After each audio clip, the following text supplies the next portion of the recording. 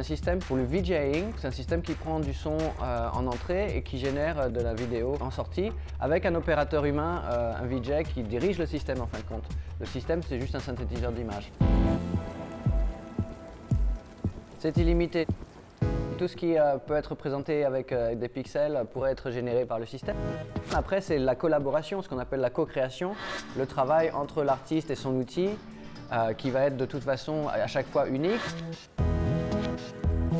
On espère que le système permet à l'artiste de s'exprimer au travers du système. C'est pas parce que c'est généré par l'intelligence artificielle qu'il n'y a personne derrière. Et en général, l'esthétique qui en sort est vraiment propre à l'artiste. Et si on donne le même système à 10 artistes différents, on va avoir 10 œuvres vraiment différentes à la sortie.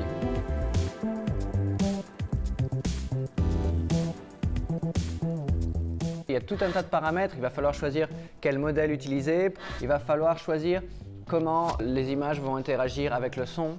Est-ce que peut-être je fais un miroir entre la partie rythmique et des changements de couleur? Ou est-ce que, en l'occurrence, je veux que les images bougent quand la ligne de basse joue, des choses comme ça. Et donc j'ajuste la façon dont le système va réagir au son. Ce sont de nouveaux outils et de nouvelles pratiques. Il y a beaucoup de travaux qu'on fait dans le laboratoire où on développe des algorithmes génératifs et après on augmente des logiciels existants avec ces algorithmes-là. Et ça va permettre deux choses. On le voit déjà avec ce qu'on appelle les systèmes de génération visuelle, DALL-E et ce que tout le monde connaît. Nous, on a des systèmes de génération sonore pour le sound design, pour la musique, pour les mouvements, pour l'animation et on les met dans les logiciels existants.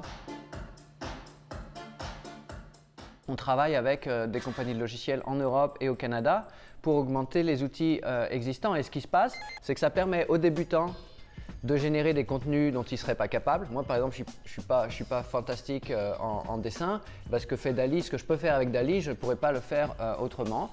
Donc pour les débutants, ça démocratise la création et ça permet aux gens d'y avoir accès plus simplement. That can take simple text descriptions like a koala dunking a basketball and turn them into photorealistic images that... Et puis pour les professionnels, il y a déjà des études qui commencent à montrer que ça leur permet de travailler plus rapidement.